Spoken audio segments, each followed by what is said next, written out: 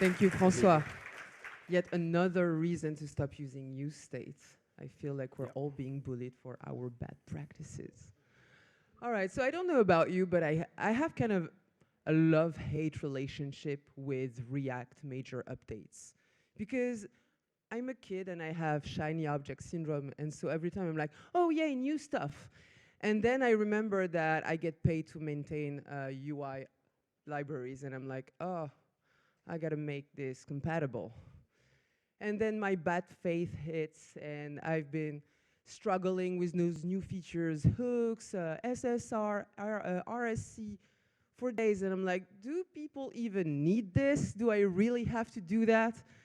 And I just realized I haven't been reading the docs. But fortunately today, we do not have to read the docs. We have an expert with us who's gonna tell us about React server components. I don't know if she's around. Aurora? You're just here. All right. Please come here and come teach us about React server components. Please give it up for Aurora.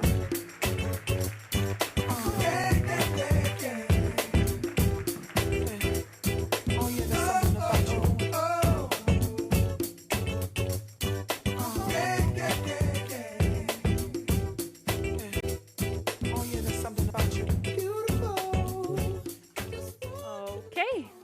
Right. So first of all, thank you, React Paris, for having me back for another year. That's really exciting. And today I'll still be teaching server components, but this time how to elevate speed, interactivity, and user experience. One sec, let me get this working. So my name is Aurora. I'm from Norway, and I work as a consultant at Crayon Consulting in Oslo. And I'm actively building with the Next.js app router in my current consultancy project. So that's where I get my inspiration from.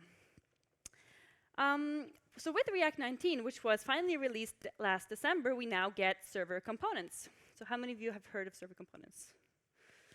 Good. What about, how do you feel about, or do you feel comfortable using them entirely? Right. So that's very understandable, because with server components, the way we build apps has changed. And server components are components that only run on the server or in the build, and never on the client. And they differ from server-side rendering because they are never hydrated. So that means that the resulting app is partially hydrated. And it means that we cannot use our familiar state, effects, or browser APIs inside them. And this can feel very restricting at first. Server components, however, are extremely powerful, and they can do a lot of things. So for example, they can be asynchronous and fetch their own data asynchronously right inside the component itself. Furthermore, since they're only run on the server, they can access backend resources directly and in proximity to the resource, for example, a database. And lastly, since the JavaScript is never shipped to the client, that means that we can reduce the bundle size and let us build more performant apps. So here's an example of a very simple server component. It's called project info. It can be async, and it can query the database through an ORM like Prisma and have the data available and the component fully rendered before it's sent to the client. Furthermore, server components allow us to fetch and render on the server and then stream in the fully rendered components to the client as they complete, while displaying a loading fallback with suspense. And this is beneficial because we are sharing the compute load between the server and the client. And we can display static content and even hydrate other components on the client while streaming. So that's pretty incredible. But there are a lot of new development patterns to understand, especially related to handling data and creating good user experiences. And both Next.js and React have plenty of new tools to help us with this. Change and relearning is hard, but these new features unlock a lot of capabilities. So let's explore this by heading over to a demo.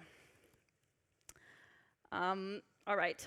So this is a project task manager sort of demo application here, and it is actually inspired by a feature in my current project where I'm using server components. So the setup here is the Next.js app router. I'm using Prisma as my ORM, and I'm also using Prisma Postgres as my database, and then Tailwind for CSS. So let me do like a initial demo here. So what you'll see is that, oh, don't go to Twitter. Is that it has a very slow initial load. And that's because I've slowed down the data fetches on purpose. But once it's loaded, it's not that bad. We can click the different tabs, and it's going to eventually load the filtered data. And we can also do a search here with this form here. So, yeah. So the app router is server first, and all components are server components by default. And all of these components are actually server components. So that means that there is no JS on the client for any of these components. It's just HTML and then links and a form. And this is a good base case because it actually works without JS. It's just using native web stuff.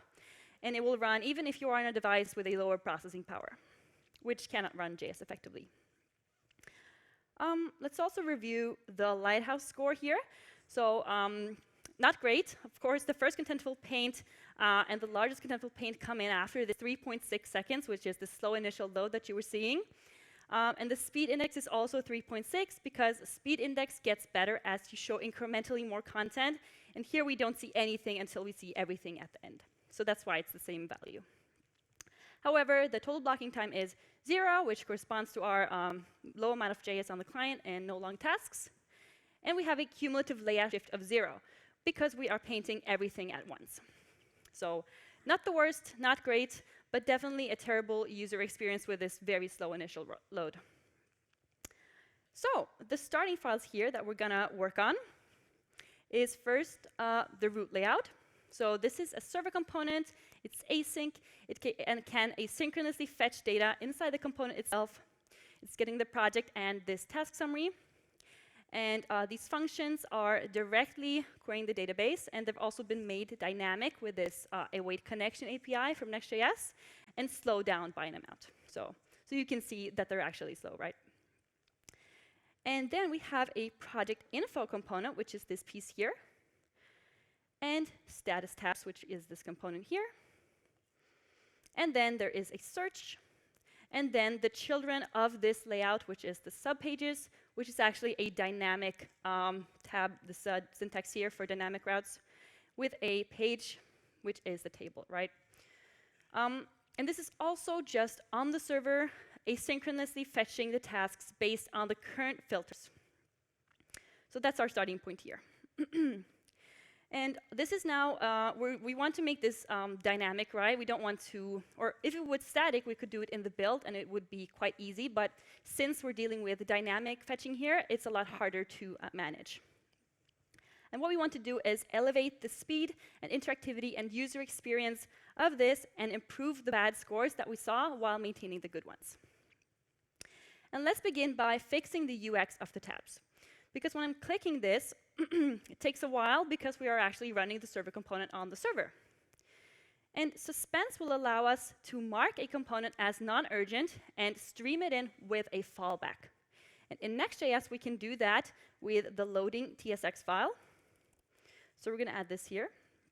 Make a component, call it loading, and just add a simple skeleton here.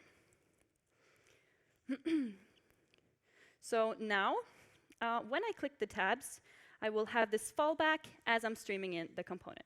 And I can navigate there right away. As for the initial load, I'm blocked by the data fetches in the layout, so it's still taking a while. And these data fetches are running sequentially, even though they don't depend on each other, and they could be running in parallel. And the first thought might be to run a promise all to parallelize them. And that would work, but we would still be blocked by this time in the root layout.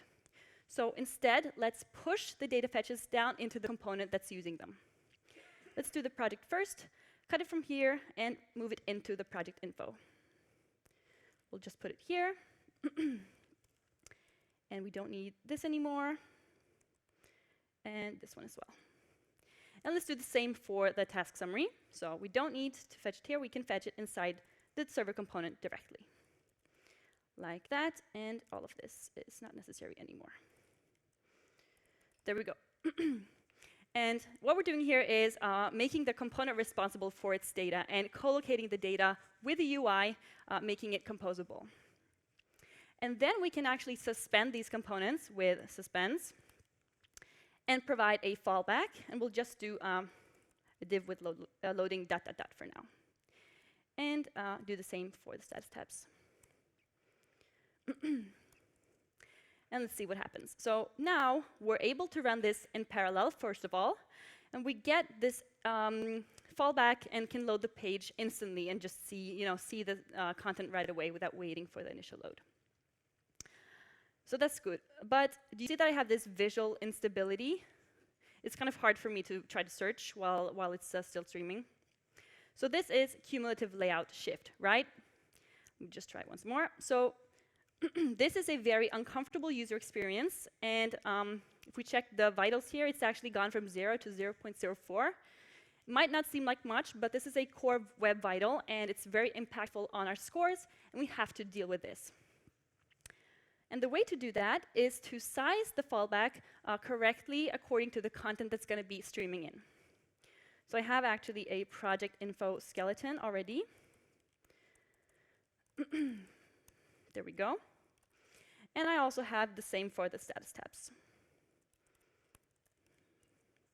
And what's going to happen now is, as I'm now reloading, I have this nice fallback that is the right size, and my page is stable again, right?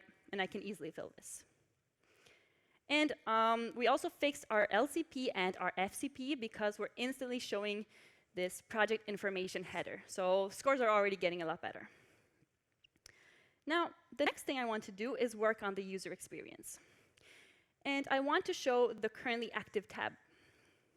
So I'll go to the status tabs, and I want to use the params, because that's where I'm getting this tab, the dynamic route here, from use params. And I can get the active tab from the params, like that. I have a problem now, though, because use params is a hook, and I need client-side JS for this. So I have to add, use client to this, and that will tell the bundler to load the JS for this component. But I'm getting another problem, and that is that I can no longer have an async component, because client components can't be async. And that means I can no longer fetch or await this promise, and I can't access my database anyway on the client. So I have to push this up to the nearest server component parent. So I guess we have to do that. But I really don't want to get back to blocking this layout. So what I'm going to do is, instead of awaiting this promise, I'll just not, and then pass it down as a promise to the status tabs. So I'll pass it down as a promise. And then we can add this back to the component, like that. And what we will do is read the task summary with the React 19 API use. So this will enable me to suspend this component while the promise is still resolving, just like we did with the await. See if it works. So all is well, and we're able to see the currently active tab here. So that's the point of use, right? Let's get to work on the search. So the search is actually just a default form, and the default form behavior is to push the values of the form to the URL as a GET request. And it looks like this, so let's try it again. It's going to do a full page reload, not great UX, and this is what we usually prevent with prevent default, right? So we don't need to do that this time. We would rather just modify it a little bit. So I'm going to opt this into a client-side navigation with the new next form component. So I can just import this. And it needs an action prop, which is just going to be where to navigate on submission. We just want to stay on the same page. So now it will be able to do a client-side navigation for the search. So it's no longer doing this full page reload, right? I want to add another progressive enhancement to this form, and it's going to be an on-change handler. So what we want to do here is actually push to the router. So let's first get the router from use router, next navigation, and also get the search params. So you already know a lot about search params. That's good. Use search params. And what we want to do is create some new search params based on the existing ones, and then push those to the router. So we're using the URL as state here, just like has been explained already by the previous talks. And this is because our app can now, or the state of our app can be reloadable and bookmarkable and shareable. So we're going to do that. And again, using a hook, it needs to be a client component. All good, just add it at the top here. And I'm going to do a couple more things. I'm just going to get the query so I can set it as the default value of the input, and so I can see my search like that. And I'm also going to get the active tab so that I can reset the form whenever the tab changes. And I'm going to do that with a key like that. All good. So let's try this now. So if I'm doing another search, I will just have this onChange handler run. So I didn't click enter there, right? And yeah, it's now going to listen for the changes here. And what you can see is that the URL actually updates later because we're still doing the filtering on the server, so we can't see it right away. This is, for reference for Francois, it's not shallow routing, right? It's triggering server request. And as a user, I need to know that something is happening after my interaction. So we're going to get a transition from React 18 use transition. And this allows us to mark a state update as non-urgent and also get the pending state of that. So we can say is pending. And we get as well a start transition function. And we're going to wrap this around our push to the router. There we go. And then we can use the pending state to trigger this spinner over here. Let's see if that's better. So now, when I'm changing this, I will actually get this spinner as I am transitioning to the new page, which is pretty nice. Which means that when my page is, or my form is hydrated by JS, I have the progressive enhancement of the client-side nav and the onChange handler. All right, what else? Well, we're going to add in another component. And it's going to be a category filter. So let me add that here. This one. And this component is also reading a promise with use, just like the status tabs do. So let's also get that. Going to get the categories from get categories map and not await this, right? And pass it down as a promise. And again, we can suspend this so that we can show a fallback while the promise is resolving. So I have a skeleton for that. There we go. And as you can see, I have this new component here. It says loading, and then it's displaying the categories, and I can filter by these. And the component is also using the search params as the single source of truth, as the state, and manipulating them kind of the same way. And that means that when I click this, it's also delayed, right? Because again, it's still doing the filtering on the server, and we can't see the update before it's done, because this is bound to the URL.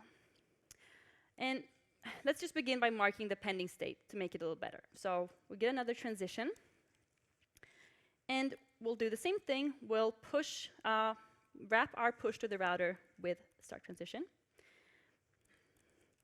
And now we have this pending state, but it's not so clear how to use this. So the way we're going to do this is add a data pending attribute to the div, and say if the transition is pending, we will make this, what do you say, present? Otherwise, it will be just undefined. And in my layout, I actually have a class of group here on the div that is wrapping everything, including this table, which is the children, right? And then in the actual table, which is here, I have this using the has pseudo class to display a pulsing animation if the group has a data pending attribute. So we're not doing any global state management, we're just using CSS. And let's see how it works. So when I now click this, I have this nice pulsing animation showing me that my content is stale. That's good, but I also want responsive buttons. So we have another new hook called use optimistic. And it takes in, it's also from React 19, it takes in a state to show when no transition is pending, which is our search params from the URL here, which is like our truth, right, for the optimistic update. I'm going to add it there. And it returns to us optimistic categories and a function to set them. So we can use this as our selected values. And then we can actually trigger this optimistic update before we push to the router inside the transition. So let's just set those. And the way use optimistic works is that it creates a temporary client state that it then throws away as the transition completes and settles to the truth of the URL, which means that these filters now don't depend on the network at all. All right. UX is pretty good. Let's go back to the layout and just consider the data fetching once more. So I'm actually calling this categories here now, but it's also being called inside the get task summary because it needs the categories to make this overview, which means I'm calling it twice per render. And if I reload the page, I can actually see that it's calling twice here, which is not optimal, and I would like to reuse the value of this. And I'm going to do that with another React 19 new thing, API. It's called cache, and it enables me to do per render caching for a function. And pay attention now to the loading time. So I added this. It's 2.6. And then I try again. It will be reduced to 2.4. Not so impressive. Yeah, there we go. OK, 2.1. 2.1. So because we're reusing this return value of get categories map. And it's only being called once now. So the point here is that we can keep calling data directly inside components and just use cache and maintain composition and not have to move our data around any weird places. We can actually add some more caching. So when I'm clicking this, and then I click back to what I just saw, it's rerunning the server component every time. And I can cache that because I don't need my data to be that fresh. So I can go to the next config and enable stale times. So this will allow me to cache dynamic page segments, for 30 seconds. That's just what I'm picking here. And let's try to reload this and see if it worked. OK, still reloading. So if I'm like clicking something and then clicking something else and then going back, it will already have this cached, and I don't have to rerun the server component every time. OK, I think we're good here. So let's do like a final demo of what we added. So I can load this page. I can start navigating the tabs right away. Let me just zoom out. Right away while streaming. And I have caching here. I can even do filtering while waiting for the slow components. And I can do a search and get a nice spinner. And I can get this feedback telling me that my content is stale on the table. So oh yeah, and I can also reload the page and have the exact same state of the application. So that's a greatly improved user experience. And even though my data fetches are still extremely slow, it's still 2 seconds, right? The app feels very fast and very responsive. And it's also very robust because all I did was just progressively enhance this Node JavaScript base case and then add just a little bit of JS to the relevant components, partially hydrating the application. And by the way, there's no use effects or use states here. Clap for that. We don't need it in this new world of React Server components. Pretty good, but I'm going to make it a little bit faster. So, excuse me, this project information is being rerun every time I load the page. But actually, this data very rarely changes, and it could be static that I could revalidate on some time-based interval. So I want to try the feature partial pre-rendering. It's an experimental feature from Next.js, and it allows me to partially render a page or layout as static. And it will be determined by everything not inside a suspense boundary. So what I'm going to do is remove the suspense boundary around the project info. And I'm going to go here to the data fetch and remove await connection, making it dynamic. And then I'll go to the config and just turn on partial pre-rendering. And also let's enable inline CSS just to make it faster. There we go. And to see the effect of this, I have to make a production build. So I've already done that and deployed it on Vercel here. And what you'll see is when I open this application in a new tab, it's instantly showing me this static piece of content. So it's just there already. It doesn't need to do anything. It's just there from the build, which is pretty awesome. And this can be very impactful if you have larger or slower pieces of static content. OK, let's see the scores. So this is our improvement.